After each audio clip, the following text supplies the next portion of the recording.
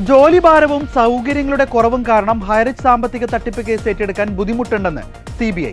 കേന്ദ്ര അന്വേഷണ ഏജൻസിയുടെ കൊച്ചി ഓഫീസാണ് ഇക്കാര്യത്തിലുള്ള നിലപാട് കേന്ദ്ര സർക്കാരിനെ അറിയിച്ചത്. ഇനി തീരുമാനമെടുക്കേണ്ടത് കേന്ദ്ര സർക്കാരാണ്. ഹൈറിച്ചുമായി ബന്ധപ്പെട്ട കേസ് കഴിഞ്ഞ തവണ പരിഗണിച്ചപ്പോൾ അന്വേഷണം CBIയെ ഏൽപ്പിച്ചുകൊണ്ടുള്ള വിജ്ഞാപനം ഇതുവരെ പുറപ്പെടുവിക്കാത്തതിൽ ഹൈക്കോടതി വിശദീകരണം തേടിയിരുന്നു.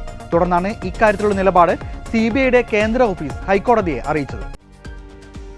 കഴിഞ്ഞ ഏപ്രിൽ 5-നാണ് സംസ്ഥാന സർക്കാർ ഹൈറിച്ച് കേസ് CBI അന്വേഷിക്കണമെന്ന് കേന്ദ്ര സർക്കാരിനോട് ആവശ്യപ്പെട്ടത്. തുടർന്ന് കേന്ദ്രം ഇക്കാര്യത്തിൽ കൊച്ചി ഓഫീസിനോട് വിശദീകരണം തേടി.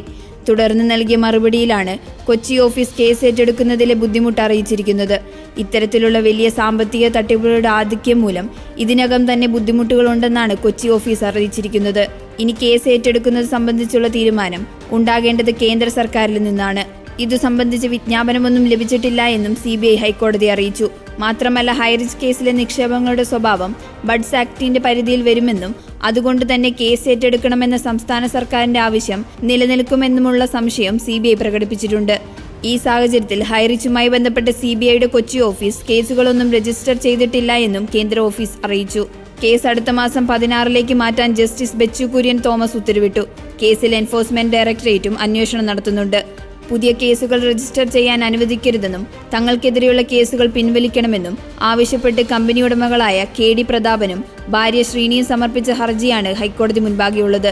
എന്നാൽ CBI കേസ് ഏറ്റെടുക്കുന്നതുവരെ ഹൈറിച്ച് കേസിൽ സംസ്ഥാന പോലീസിന് അന്വേഷണം തുടരാമെന്ന് കഴിഞ്ഞ തവണ കോടതി വ്യക്തമാക്കിയിരുന്നു. കേസ് അന്വേഷണം CBI ഏറ്റെടുത്തത് സംബന്ധിച്ച വിജ്ഞാപനമൊന്നും പുറത്തുവരാത്ത സാഹചര്യത്തിലാണ് അന്വേഷണം എവിടെയും എത്താതെ പോകാൻ പാടില്ല എന്ന് വ്യക്തമാക്കി അന്വേഷണം തുടരാൻ കോടതി സംസ്ഥാന പോലീസിന് നിർദ്ദേശം നൽകിയത്.